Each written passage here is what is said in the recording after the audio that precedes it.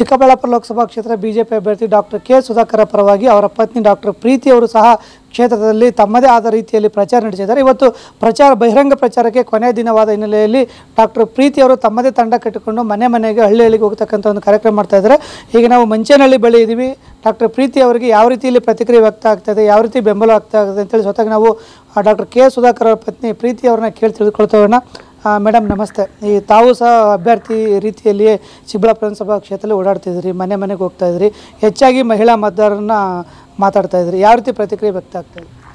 ನಾನು ಪ್ರತಿಯೊಂದು ಗ್ರಾಮಕ್ಕೆ ಹೋದಾಗಲೂ ಎಲ್ಲ ತುಂಬ ಹೆಚ್ಚಿನ ಸಂಖ್ಯೆಯಲ್ಲಿ ಮಹಿಳೆಯರು ಮತ್ತು ಪುರುಷರು ಎಲ್ಲರೂ ಸೇರ್ತಿದ್ದಾರೆ. ಎಲ್ಲರಿಗೂ ಭಾಳ ಸಂತೋಷ ಆಗೋಗಿದೆ ನಾನು ಬಂದಿರೋದು. ಭಾಳ ಹೋದ ತಕ್ಷಣ ನನಗೆ ಅರಿಶಿನ ಕುಂಕುಮ ಕೊಟ್ಟು ಮತ್ತು ಇದು ಸ್ವಾಗತ ಮಾಡಿ ಎಲ್ಲರೂ ನನ್ನ ತುಂಬ ಪ್ರೀತಿಯಿಂದ ನೋಡ್ತಾ ಇದ್ದಾರೆ. ಚಿಕ್ಕಬಳ್ಳಾಪುರ ವಿಧಾನಸಭಾ ಕ್ಷೇತ್ರದಿಂದ ಡಾಕ್ಟರ್ ಕೆ ಸುಧಾಕರ್ ಅವರು ಶಾಸಕರಾಗಿದ್ದರು, ಮಂತ್ರಿಯಾಗಿದ್ದರು.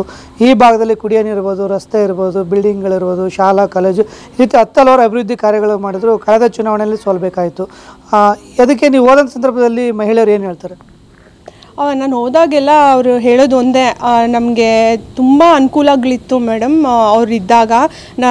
ಸ್ತ್ರೀ ಶಕ್ತಿ ಸಂಘಗಳಲ್ಲಿ ಬಡ್ಡಿ ರಹಿತ ಲೋನ್ಗಳು ಕೊಡ್ತಾಯಿದ್ರು, ನಮಗೆ ತುಂಬ ಅನುಕೂಲಗಳಾಗ್ತಾಯಿತ್ತು. ನಮ್ಮ ಮಕ್ಕಳನ್ನ ಓದಿಸ್ಕೋತಾ ಇದ್ವಿ, ವ್ಯಾಪಾರಗಳು ಮಾಡ್ಕೋತಾ ಇದ್ವಿ. ಆ ರೀತಿ ನಮಗೀಗ ಅನುಕೂಲಗಳೆಲ್ಲ ನಮಗೀಗ ಸ್ಥಗಿತ ಆಗೋಗಿದೆ. 10 ತಿಂಗಳಿಂದ ನಮ್ಗೆ ಯಾವುದೇ ರೀತಿಯಾದ ಲೋನ್ಗಳು ಸಿಗ್ತಾಯಿಲ್ಲ ಅಂತ ಅವ್ರ ಬೇಸರನ ನನ್ನ ಹತ್ರ ವ್ಯಕ್ತಪಡಿಸ್ಕೊತಾ ಇದ್ದಾರೆ. ಈಗ ಮತ್ತೊಂದೆಡೆ ರಾಜ್ಯ ಸರ್ಕಾರ ಗ್ಯಾರಂಟಿ ಯೋಜನೆಯನ್ನು ಮಾಡಿದ್ದಾರೆ. ಇದು ಏನಾದರೂ BJP ಮೇಲೆ ರಿಫ್ಲೆಕ್ಟ್ ಆಗುತ್ತಾ? ಅವ್ರ ಗ್ಯಾರಂಟಿ ಯೋಜನೆಗಳ ಬಗ್ಗೆ ಜನ ಆಲ್ರೆಡಿ ಬೇಸತ್ತು ಹೋಗ್ಬಿಟ್ಟಿದ್ದಾರೆ. ಯಾಕೆಂದರೆ ಅದು ಎಲ್ಲರಿಗೂ ರೀಚ್ ಆಗ್ತಾ ಇಲ್ಲ ಅನ್ನೋದು ಗೊತ್ತಾಗ್ಬಿಟ್ಟಿದೆ. ಆಮೇಲೆ ಅವ್ರಿಗೆ ಇನ್ನೊಂದು ಅವರೇ ಹೇಳ್ತಾ ಇದ್ದಾರೆ, ನಮ್ಮ ಗಂಡಂದ್ರ ಹತ್ರ ಇಸ್ಕೋತಾರೆ, ನಮಗೆ ಕೊಡ್ತಾರೆ ಮೇಡಮ್. ಆಮೇಲೆ ಬಸ್ಗಳಲ್ಲಿ ಏನೋ ಫ್ರೀ ಅಂತ ಬಿಟ್ಬಿಟ್ಟಿದ್ದಾರೆ, ಆದರೆ ನಮ್ಮ ಮಕ್ಕಳಿಗೆ ಶಾಲೆಗೆ ಹೋಗೋಕ್ಕೆ ಕಾಲೇಜ್ಗೆ ಹೋಗೋಕ್ಕೆ ಬಸ್ಸುಗಳೇ ಸಿಗ್ತಾ ಇಲ್ಲ. ಈ ರೀತಿ ಎಲ್ಲ ತುಂಬ ಅನಾನುಕೂಲಗಳಾಗೋಗಿದೆ. ನಮಗೆ ನಾವು ಮಾಡಿರೋ ತಪ್ಪು ಇನ್ಮೇಲೆ ಈ ರೀತಿ ಮಾಡಲ್ಲ, ನಾವು ನಂಬಲ್ಲ, ನಾವು ಸ್ವಂತ ಬುದ್ಧಿ ಇಟ್ಕೊಂಡು ಯಾರಿಗೆ ವೋಟ್ ಮಾಡಬೇಕು, ಕೆಲಸ ಮಾಡೋರ್ಗೆ ವೋಟ್ ಮಾಡ್ತೀವಿ, ಅಭಿವೃದ್ಧಿ ಕೆಲಸಗಳನ್ನ ನೋಡಿ ವೋಟ್ ಮಾಡ್ತೀವಿ ಅಂತ ಹೇಳ್ತಾ ಇದ್ದಾರೆ. ಈಗ ಡಾಕ್ಟರ್ ಕೆ ಸುಧಾಕರ್ ಅವರು ಶಾಸಕರಾಗಿ ಸಚಿವರಾಗಿದ್ದಾರೆ. ಈ ಪ್ರಥಮ ಬಾರಿಗೆ MP ಎಲೆಕ್ಷನ್ ನಿಂತಿದ್ದಾರೆ. ಅವರು MP ಯಾವ ಕಾರಣಕ್ಕೆ ಆಗಬೇಕು?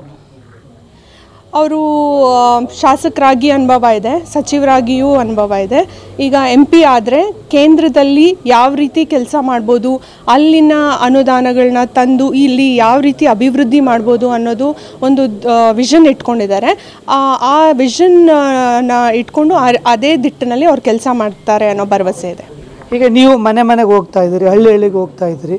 ಈಗ ಡಾಕ್ಟರ್ ಕೆ ಸುಧಾಕರ್ ಪರವಾಗಿ ಮತದಾರರಿಗೆ ಏನು ಭರವಸೆ ಕೊಡೋಕ್ಕೆ ಇಷ್ಟಪಡ್ತೀರಿ? ಅವರ ಪ್ರಣಾಳಿಕೆನ ಬಿಡುಗಡೆ ಮಾಡಿದಾರಲ್ಲ, ಅದು ಖಂಡಿತವಾಗ್ಲೂ ನನಗೆ ಅದು ಭರವಸೆ ಇದೆ. ಅವ್ರು ಕಷ್ಟಪಟ್ಟು ಅಲ್ಲಿನ ಅನುದಾನಗಳು ತಂದು ಪ್ರಣಾಳಿಕೆಯಲ್ಲಿ ಕೊಟ್ಟಿರುವಂಥ ಪ್ರತಿಯೊಂದನ್ನು ಅವರು ಈಡೇರಿಸ್ತಾರೆ ಅನ್ನೋ ಒಂದು ಭರವಸೆ ನನಗೂ ಇದೆ.